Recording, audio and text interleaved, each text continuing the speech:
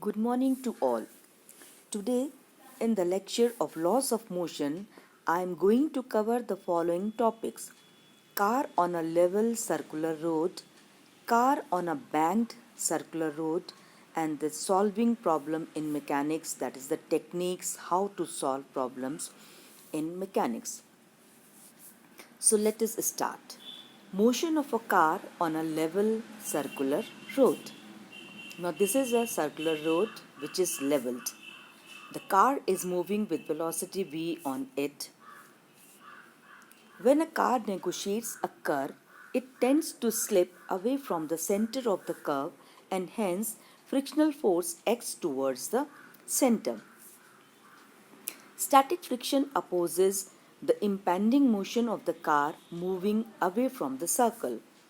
If the road is in horizontal level, the centripetal force required is given by the static friction which is self-adjustable between the road and the tires. Hence, it is the static friction that gives centripetal acceleration to the car. So, when a car is moving or when it is taking a turn on a circular road, then the static friction between the tire wheels of the car and the road provides the centripetal force necessary to take the turn to avoid the slipping or the skidding between the tires and the road. So let us discuss the forces acting on the car. Now, weight of the car mg, which is acting in the downward direction, normal reaction N on the car in the upward direction, N1 on first tire, N2 on second tire, N3 on third tire, N4 on fourth tire, and the sum of all N in the upward direction. So we can say N is equal to N1 plus N2 plus N3 plus N4. Now these N1, N2, N3, N4 in the figure, they are shown just to explain them. When you are doing or when you are making your notes, you can simply draw the reaction N in the figure, because if you draw all the normal reactions, then the figure drawn by you will will be complicated. So when you are doing in your notebook, so draw only a single normal reaction N. Similarly, the static friction will work between all the tires, and it is in the towards the center of the curve. So FS1 due to first tire, FS2 second tire, FS3 third tire, FS4 fourth tire, and the sum of all is FS, which is acting towards the center. So when you are making notes in your notebook, then you can draw only a single static friction Fs and single normal reaction N. Now since there is no acceleration in the vertical direction, so N minus mg is equal to 0. So we can say that N is equal to mg. The centripetal force is provided by the friction. Therefore, mv square upon r is equal to Fs, where Fs is equal to Fs1 plus Fs2 plus Fs3 plus Fs4. For this safe turn of the car, there is a limit of magnitude of the frictional force. It cannot exceed mu s n. This we have discussed in the previous lecture, that the static friction cannot exceed by mu s n. So if that is, Fs should be less than mu s n. Now mv square upon r is equal to Fs, which is less than mu s n, or we can say that mv square upon r is less than or equal to mu s n.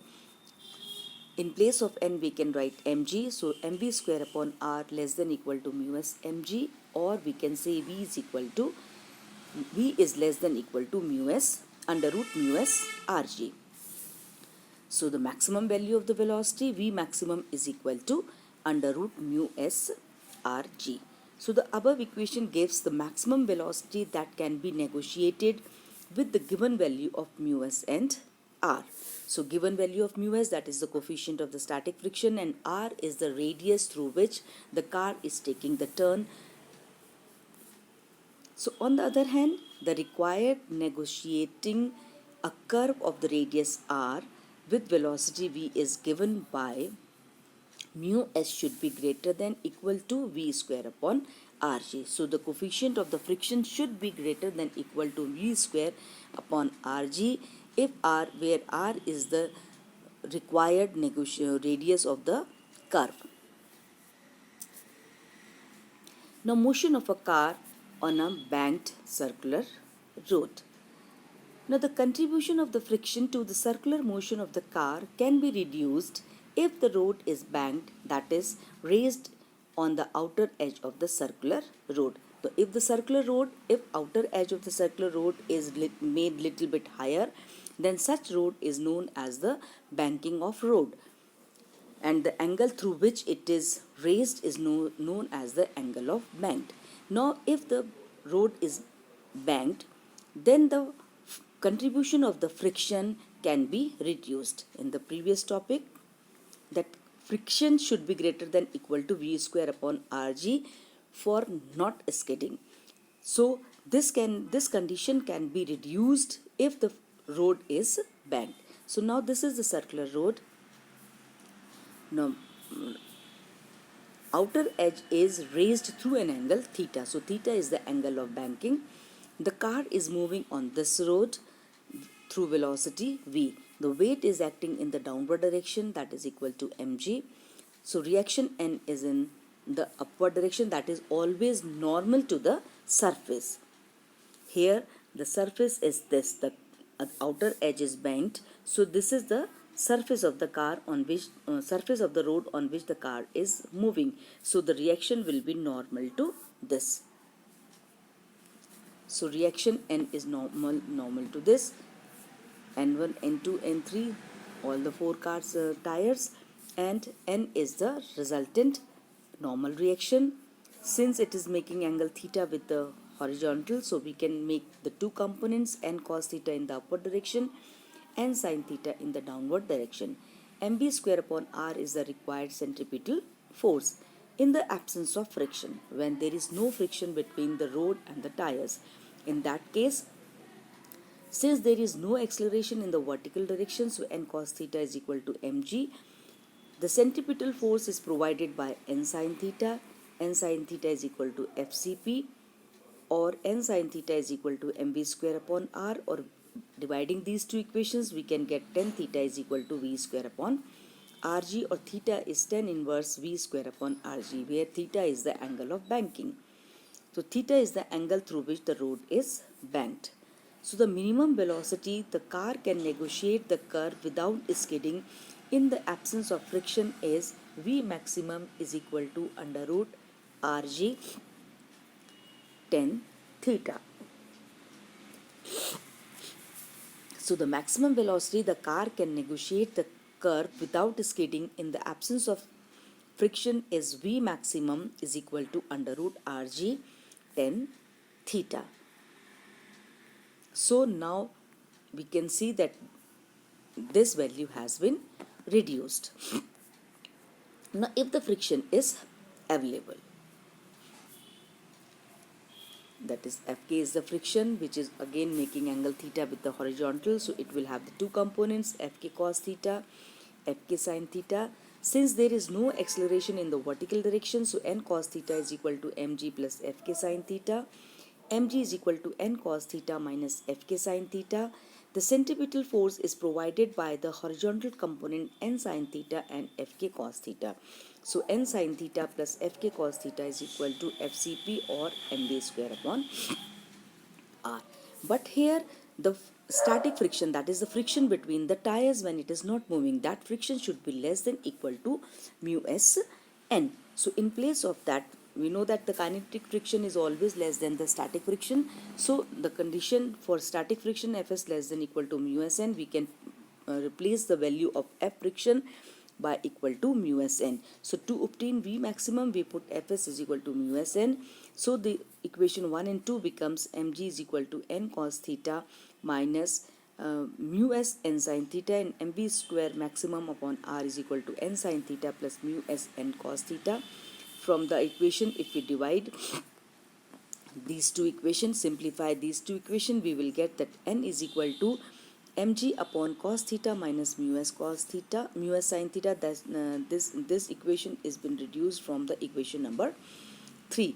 From equation number 3, so n is equal to mg upon cos theta minus mu s cos sin theta, and if we put this value of n in equation 4, we will get the result. Substituting the value in equation 4, we will get mb square maximum r is equal to mg sin theta plus mu s cos theta upon cos theta minus mu s sin theta, or v maximum is equal to rg mu s plus tan theta upon 1 minus mu s tan theta under root. So comparing the above equation, v maximum is equal to mu s r g, which was for the level road, which was the case when there was no friction. So we can see that the maximum possible speed of a car on a banked road is greater than that on a flat road or the leveled road. So now on a banked road, the car can move with a greater velocity without skidding in comparison to the level road. In the absence of friction, that is mu k is equal to 0, v maximum will become under root rg tan theta. So this equation, if you put mu k or mu s is equal to 0 in this equation, then this equation will reduce to v naught under root rg tan theta. So at this speed, frictional force is not needed at all to provide the necessary centripetal force. Driving at this speed on a banked road will cause little wear and tear of the tires. The above equation tells that for v less than v naught, frictional force will be up the slope, and that a car can be parked only if tan theta is less than equal to mu s. Now solving problems in mechanics. Newton's 3 laws of motion are the foundation of mechanics. More often, we may come across an assembly of different bodies. Each body in the assembly experiences force of gravity. While solving a problem, we can choose any part of the assembly and apply the laws of motion to that part, provided we include all forces on the chosen part due to the remaining parts of the assembly. The chosen part of the assembly is called system, and the remaining part of the assembly, including other agencies or forces, as the environment. To handle a typical problem in mechanics, the following steps should be used. Draw a diagram showing schematically the various parts of the assembly of bodies, the links, supports, etc. Choose a convenient part of the assembly as one system. Draw a separate diagram which shows the system and all the forces on the system by the remaining part of the assembly. Include also the forces on the system by other agencies. Do not include the forces on the environment by the system. Such a diagram is called a free body diagram. In a free body diagram, include information about forces, their magnitude, their directions, and that are either given or you are sure of. The rest should be treated as unknown to be determined using laws of motion. If necessary, follow the same procedure for another choice of the system. In doing so, employ Newton's third law, that is, if the free body diagram of A, the force on A due to B is shown as F, then in the free body diagram of B, the force on B due to A should be shown as minus F. So, by making the free body diagram in any problem, in solving the problem, it makes very easy to find the unknown forces with the help of the given forces. So that is all for today's lecture. Thank you and have a nice day.